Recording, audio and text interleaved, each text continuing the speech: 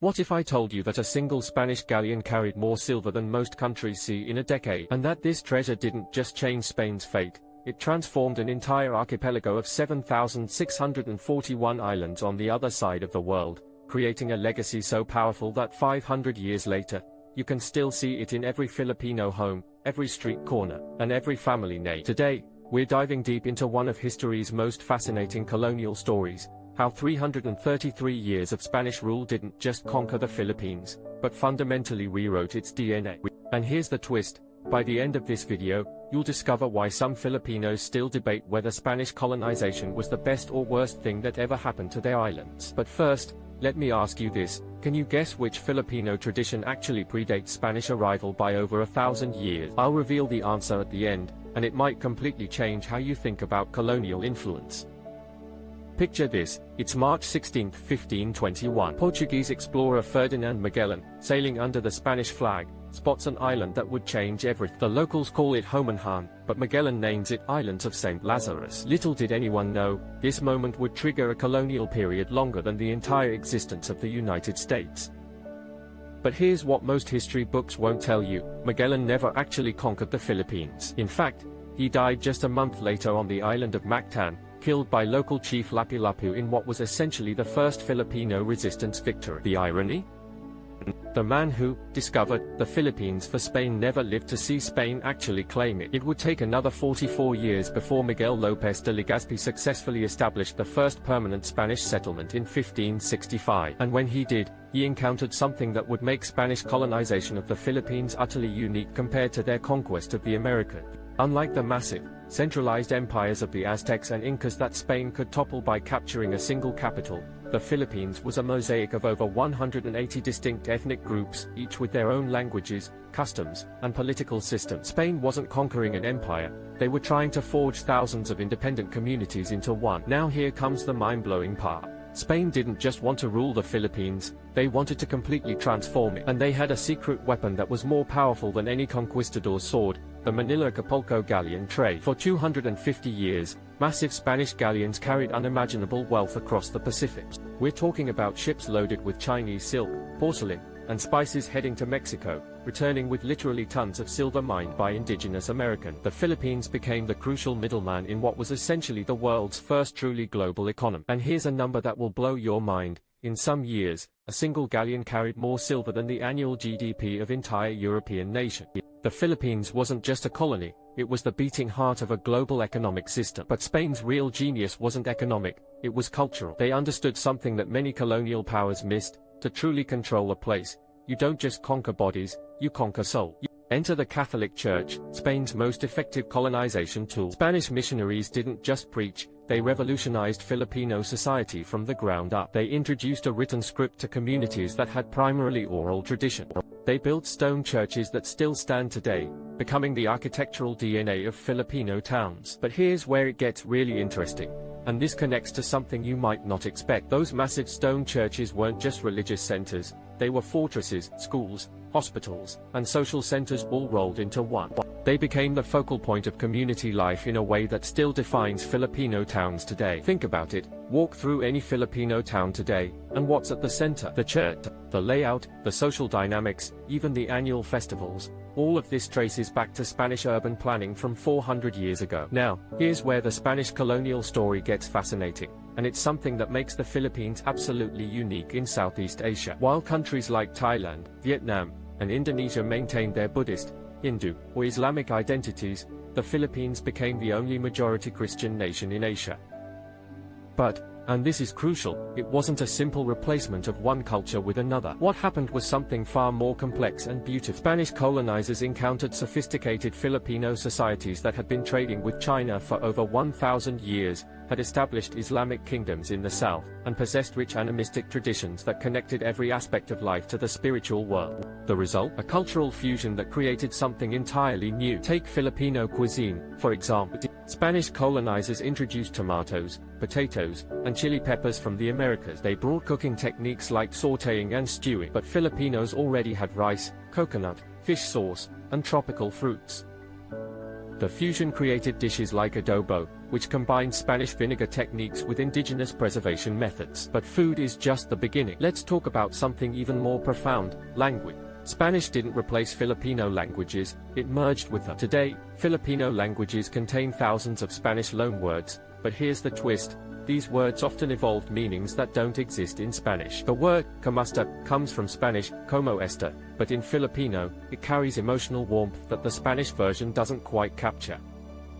And speaking of language, wait until you hear about Filipino family name. There's a story behind every Filipino surname that reveals secrets about Spanish colonial strategy. But perhaps nowhere is this cultural fusion more apparent than in Filipino Christianity itself. Spanish missionaries introduced Catholic saints, but Filipinos connected these saints to their existing spiritual beliefs. The result? Religious festivals like Sinulog and Atiatahan that combine Catholic devotion with indigenous dancing, music, and spiritual practices. You'll see people in Spanish colonial religious processions, but dancing to rhythms that predate Magellan by century. This is why understanding the Spanish colonial legacy isn't just about history, it's about understanding how cultures actually evolve when they collide. The Philippines became a laboratory for cultural fusion that created something that was neither purely Spanish nor purely Filipino, but entirely new. Now, let's talk about something absolutely mind-boggling. How do you govern 7,641 islands scattered across 115,000 square miles of ocean with 16th-century technology? Spain's answer was brilliant and brutal in equal measure. They created a system so effective that its ghost still haunts Filipino society today. First, they established the encomienda system. Spanish colonizers were granted territories and the right to collect tribute from Filipino community. In return, they were supposed to protect these communities and ensure they received Christian education. On paper, it sounded almost benevolent. In reality, it was exploitation with a legal framework. Filipino communities that had been largely autonomous suddenly found themselves forced to pay tribute in rice, gold, or labor to Spanish lords they'd never chosen. Here's a number that puts this in perspective. Some Filipino communities had to give up 40% of their annual production as tribute. Imagine if you had to give nearly half your income to someone who conquered your neighbor. That's the economic reality Spain imposed on millions of Filipino. But Spain was too smart to completely destroy existing system. Instead, they co-opted them. Filipino communities were already organized around what they called barangays, small, kinship-based political units led by a datu, or chief. Spain simply inserted themselves at the top of this hierarchy. They kept Filipino datus in power, but made them answerable to Spanish officials. Local leaders became cabezas de barangay, responsible for collecting tribute, organizing labor, and maintaining order in their community. And here's something that will connect this directly to modern Philippines: this barangay system never disappeared. Today, the Philippines still has over 42,000 barangays as the smallest political units in the country. Every Filipino lives in a barangay, votes for barangay officials, and deals with barangay governance for everything from neighborhood disputes to local development projects. That's a 500-year-old Spanish administrative innovation still governing Filipino daily life. But the most controversial Spanish innovation was the polo system, forced labor that required Filipino men between 16 and 60 to work on public projects for 40 days per year. They built roads, churches, government buildings, and fortification. The result? Some of the most magnificent colonial architecture in Asia. Churches like San Agustin in Manila and the historic center of Vigan, UNESCO World Heritage Sites that tourists flock to see today, were built by Filipino hands under Spanish supervision. Let me paint you a picture that sounds like something out of a movie, but is absolutely real. For nearly 3 centuries, massive Spanish galleons, some over 2,000 tons, larger than most ships Columbus used to reach America, sailed between Manila and Acapulco, Mexico, carrying the most valuable cargo in human history. A typical galleon departure from Acapulco carried 4 to 5 million pesos worth of silver. To put that in modern terms, we're talking about cargo worth over 200 million per ship. And remember, multiple ships made this journey every year. But here's the plot twist that changes everything. This trade route made the Philippines more economically important to Spain than any of their American colonies except Mexico itself. The Philippines wasn't just a colony, it was a crucial cog in the machine that financed Spanish global empire. The Philippines became Asia's great marketplace. Chinese merchants brought silk, porcelain, precious stones, and spices to Manila. Japanese traders brought silver and crafts. Indonesian and Malaysian merchants brought exotic woods and aromatic. All of this converged in Manila, where Spanish officials took their cut, Filipino middlemen facilitated trades, and Chinese mestizos became the merchant class that would dominate Filipino commerce for centuries. The economic impact was staggering. Manila became one of the wealthiest cities in Asia. Spanish colonial records show that some Filipino-Chinese merchant families accumulated fortunes that rivaled European nobility. And here's something that connects directly to today: many of the Philippines' wealthiest families, the ones who still dominate Filipino business, can trace their origins back to Chinese merchants who arrived during the Spanish colonial period and intermarried with local Filipino families. But this wealth came with a terrible cost that most people never hear about. The focus on export crops and tribute collection meant that food production for local consumption was often neglected. Spanish records document numerous famines during the colonial period, particularly in regions that were forced to specialize in cash crops for export rather than subsistence farming. Now I'm going to tell you something that will completely change how you look at Filipino names, and it reveals one of the most systematic cultural transformations in colonial history. If you know anyone with Filipino heritage, check their last name after this video. I guarantee you'll find a story that connects directly back to Spanish colonial strategy. In 1849, Spanish Governor-General Narciso Clavería did something unprecedented in colonial history. He issued a decree called the Catalogo Alfabético de Apellidos, that literally gave every Filipino family in the islands a Spanish surname. Here's how it worked. Spanish officials went town by town with a massive catalogue of surnames arranged alphabetically. The first family they registered got a name starting with A, the second got the next A name, and so on through the entire alphabet. This is why you'll find entire regions where everyone's last names start with the same letter. It's also why families with no blood relation often share identical surnames, while actual relatives might have completely different last names. Names like Cruz, Santos, Reyes, Flores, and Garcia, these aren't necessarily indicators of Spanish ancestry. They are evidence of Spanish administrative efficiency. Most Filipinos with Spanish surnames are actually indigenous Filipinos whose families were assigned these names by colonial bureaucrats. In fact, genetic studies show that less than 3 of Filipinos have significant Spanish ancestry, but over 60 have Spanish surname. That's the power of colonial administrative system. Think about this: Spain literally renamed an entire nation. Every time a Filipino writes their name, they are carrying a piece of Spanish colonial policy that was implemented over 175 years ago. Now we get to the heart of Spanish colonial strategy, the spiritual conquest. And this is where the story becomes both inspiring and heartbreaking. Today, 80% of Filipinos are Catholic, making the Philippines the 3rd largest Catholic nation in the world. But this transformation didn't happen overnight, and it wasn't peaceful. Spanish missionaries faced an enormous challenge. They encountered sophisticated societies with complex spiritual systems. Filipinos worshipped ancestors, nature spirits called anitas, and had elaborate rituals connecting them to the spiritual world. These weren't primitive superstitions, they were comprehensive belief systems that had sustained Filipino communities for millennia. They included concepts of soul, afterlife, moral behavior, and community responsibility that were often more sophisticated than European observers gave them credit for. So how did Spanish missionaries succeed where others failed? They were incredibly smart about adaptation. Instead of completely destroying Filipino spiritual practices, they layered Catholic saints over Filipino spirits. Filipino ancestors became Catholic saints. Nature spirits became Catholic angels or demons. Traditional healing ceremonies incorporated Catholic prayer. Local festivals were transformed into Catholic feast days, but kept their indigenous music, dancing, and community celebration. Take the Santo Niño, the image of the Christ child that's central to Filipino Catholic devotion. Spanish missionaries presented it as Christian doctrine, but Filipinos connected it to their existing traditions of ancestor worship and spiritual protection. The result was a uniquely Filipino form of Christianity that satisfied both Spanish religious requirements and Filipino spiritual needs. But not everyone accepted this transformation peacefully, and the stories of resistance are absolutely incredible. In the northern mountains of Luzon, indigenous communities called rewrote successfully resisted Spanish conversion for the entire 333-year colonial period. They maintained their traditional beliefs, languages, and political systems while Spanish missionaries converted the lowlands around them. In the south, Muslim kingdoms in Mindanao and Sulu fought Spanish colonization in what historians call the Moro Wars, conflicts that lasted over 300 years and never resulted in complete Spanish victory. These resistance movements show something crucial: Spanish colonial success wasn't total. Even today, the Philippines is religiously diverse, with significant Muslim, indigenous, and Protestant populations that trace their independence back to colonial-era resistance. Now let's talk about how Spain completely revolutionized the Filipino economy, and why the effects are still shaping the Philippines today. Before Spanish arrival, most Filipino communities practiced subsistence agriculture and local trade. Families grew rice, root crops, and vegetables for their own consumption, trading surplus with neighboring community. Spain introduced something revolutionary: export agriculture designed to feed global markets. They brought new crops from the Americas, corn, sweet potatoes, tobacco, and cocoa, that could grow in tropical climates and had enormous value in international trade. Here's a number that shows the scale of this transformation.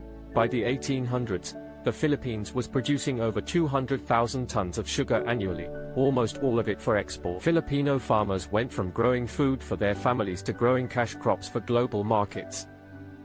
Spanish colonizers, often working with Filipino and Chinese Filipino partners, established massive plantation systems. These weren't just agricultural changes, they were social revolutions. New social classes emerged: Spanish Peninsulars born in Spain at the top, Spanish Creoles born in Philippines next, Filipino-Spanish mestizos in the middle, Filipino-Chinese mestizos as the merchant class, and indigenous Filipinos providing the labor. This economic structure created wealth patterns that still define the Philippines today. Many of the country's wealthiest families can trace their fortunes back to colonial-era plantation ownership or merchant activity. But this economic transformation came with devastating social costs that we need to acknowledge. The shift to export agriculture made Filipino communities vulnerable to global market fluctuations. When sugar prices dropped in international markets, entire regions faced poverty and hunger. Local food security was sacrificed for colonial profits. The Polo system wasn't just about building churches and roads. It was about creating infrastructure that served export agriculture. Filipinos were forced to build irrigation systems, warehouses, and ports that primarily benefited Spanish colonial economic interests. Here's where the Spanish colonial story takes a fascinating turn that makes the Philippines unique among colonial society. Unlike in many Spanish colonies where racial mixing was discouraged or created rigid caste systems, the Philippines developed a relatively fluid mestizo society that became central to colonial life. Spanish men often married Filipino women, creating Filipino-Spanish mestizo. Chinese merchants frequently married into Filipino families, creating Filipino-Chinese mestizo. These mixed families didn't exist on the margins of colonial society, they became its driving force.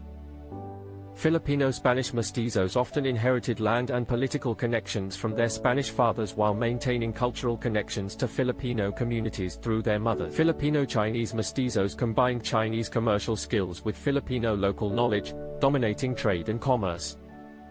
And here's a crucial point that connects to Philippine independence. Many leaders of the Philippine Revolution against Spain were mestizo. José Rizal, the national hero, was of Chinese-Filipino ancestry. Andrés Bonifacio had mixed heritage. These weren't Spanish loyalists, they were Filipinos who used advantages gained from colonial mixing to eventually challenge Spanish rule. This mestizo legacy helps explain why Filipino society developed differently from other Southeast Asian society. The Philippines became more culturally diverse, more globally connected, and more comfortable with cultural mixing than many of its neighbors. But this raises a controversial question that Filipinos still debate today. Did this cultural mixing strengthen Filipino society by making it more adaptable, or did it create divisions that Spanish colonizers could exploit? Let's talk about one of the most complex aspects of Spanish colonial legacy: education. Spanish missionaries didn't just convert Filipinos to Christianity, they created the first formal education system in the archipelago. They established schools in major towns, taught reading and writing in Spanish, and introduced European academic subjects. By the end of the Spanish period, the Philippines had higher literacy rates than many European countries. Spanish colonial records show literacy rates in some regions reaching over 60, which was extraordinary for any society in the 1800s. Spain established the University of Santo Tomas in Manila in 1611, making it older than Harvard University. This wasn't just symbolic, it meant that Filipinos had access to higher education centuries before most colonized peoples. But here's the catch that reveals the colonial strategy behind this educational development. Spanish education was conducted entirely in Spanish, effectively making Spanish fluency a requirement for social mobility. Filipinos could advance in colonial society, but only by adopting Spanish language, Spanish cultural values, and Spanish ways of thinking. This created a Filipino intellectual class that was highly educated but culturally alienated from traditional Filipino community. These ilustrados could read European philosophy and literature, but many couldn't communicate effectively with Filipino farmers or fishermen who spoke only local languages. Here's the historical irony. Spanish education created the very Filipino intellectuals who would eventually lead the movement for independence from Spain. José Rizal wrote his revolutionary novels in Spanish, using the colonial language to critique colonialism itself. This colonial education legacy still shapes the Philippines today. The country has one of the highest English literacy rates in Asia, partly because American colonization built on educational foundations that Spain had established. Filipino comfort with foreign language education traces back to centuries of Spanish language requirements. Now let's talk about the part of Spanish colonial history that Spanish colonial authorities tried to suppress: the constant resistance. Contrary to colonial propaganda, Filipinos never passively accepted Spanish rule. From 1565 to 1898, there were over 100 documented Filipino revolts against Spanish authority. That's one major uprising every 3 years for over 3 centuries. The resistance began immediately. In 1567, just 2 years after permanent Spanish settlement, Filipino leader Suleiman led a revolt in Manila. In 1574, Chinese Filipino pirate Limahong attacked Spanish settlements with a fleet of 62 ships. Different regions developed different resistance strategies. In the mountains of Luzon, indigenous communities used guerrilla warfare and geographic isolation. In the Visayas, coastal communities used their knowledge of island geography to avoid Spanish control. But the most incredible resistance story is one that most people have never heard of: Francisco Dagohoy's rebellion in Bohol. In 1744, a Filipino babaylan named Francisco Dagohoy started a revolt that lasted 85 years. 85 years. His followers established an independent Filipino state in the mountains of Bohol that successfully defied Spanish authority from 1744 to 1829. At its peak, Dagohoy's rebellion controlled most of Bohol Island and involved over 20,000 Filipino. They had their own government, their own military, and their own economic system. For nearly a century, there was a successful independent Filipino state operating within Spanish colonial territory. The resistance movement reached its climax in the 1800s with the emergence of the Katipunan, a secret revolutionary society founded by Andres Bonifacio. The Katipunan operated like an underground network throughout the Philippines. Members used secret codes, hidden symbols, and blood oaths. They published underground newspapers and planned coordinated uprisings across multiple islands. But the event that transformed resistance into revolution was the execution of José Rizal in 1896. Spanish authorities thought that executing the Philippines' most prominent intellectual would discourage further resistance. They were catastrophically wrong.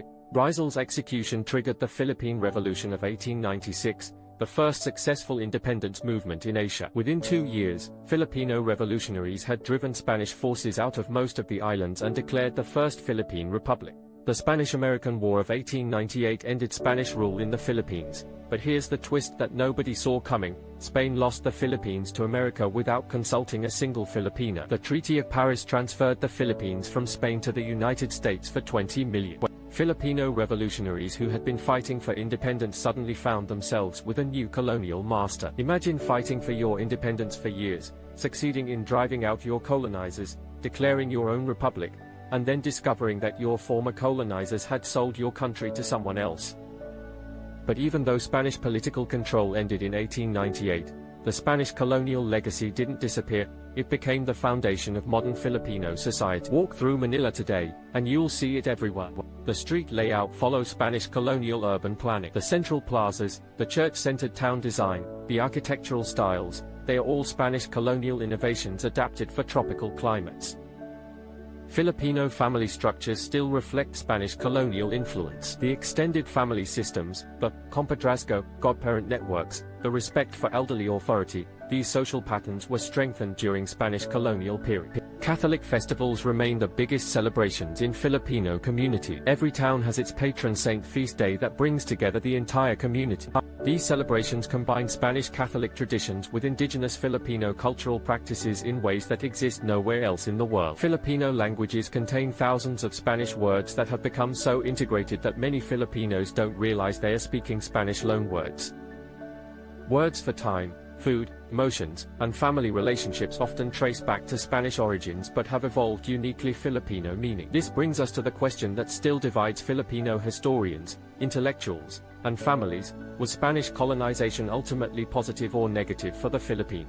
Supporters of the positive view argue that Spanish colonization united diverse Filipino communities under shared institutions, introduced technologies and crops that improved agricultural productivity, connected the Philippines to global trade networks, and provided educational opportunities that created a Filipino intellectual class capable of eventually achieving independence. They point out that Spanish colonial infrastructure, churches, schools, roads, irrigation systems, provided foundations for modern Philippine development. The Catholic Church became a unifying institution that helped create Filipino national identity across ethnic and linguistic boundaries. Critics argue that Spanish colonization was fundamentally exploitative, destroyed indigenous political systems that were working effectively, imposed foreign cultural values that alienated Filipinos from their traditional heritage, and created economic dependency on export agriculture that persists today. They note that Spanish colonial tribute and forced labor systems impoverished Filipino communities, that the focus on Spanish language education marginalized Filipino languages and traditional knowledge systems, and that colonial economic policies prioritized Spanish profits over Filipino welfare. But here's what makes this debate so fascinating. Both perspectives contain significant truth. Spanish colonization did unite the Philippines politically and culturally in ways that created modern Filipino national identity. But this unification came at the cost of enormous cultural diversity and local autonomy. Spanish education did create opportunities for Filipino intellectual development, but it also created cultural hierarchies that favored Spanish-influenced Filipinos over those who maintained traditional practices. Spanish economic development did connect the Philippines to global markets and introduce new technologies, but it also created economic dependencies and social inequalities that persist today. The truth is that colonial legacies are never simple. Every institution, every cultural practice, every economic system that Spain introduced to the Philippines carried both opportunities and costs. So what does Spanish colonial legacy mean for the Philippines today? It means that the Philippines is simultaneously Asian and Latin, indigenous and European, traditional and modern in ways that make it unlike anywhere else in the world. Filipino cuisine combines Asian ingredients with Spanish cooking techniques. Filipino architecture blends tropical adaptations with European colonial style. Filipino social systems mix indigenous community values with Spanish institutional structures. This cultural complexity makes the Philippines a bridge between Asia and the Americas, between indigenous traditions and global modernity, in ways that create unique opportunities and challenges. But perhaps most importantly, the Spanish colonial legacy shows that cultural identity isn't static. Filipino culture today isn't a return to pre-colonial traditions, nor is it simply Spanish culture transplanted to Asia. It's something entirely new that emerged from centuries of cultural interaction, adaptation, and creative fusion. Remember that question I asked at the beginning about which Filipino tradition predates Spanish arrival? It's the barangay system of community governance. The Spanish kept it because it worked so well, and it's still the foundation of Filipino local government today.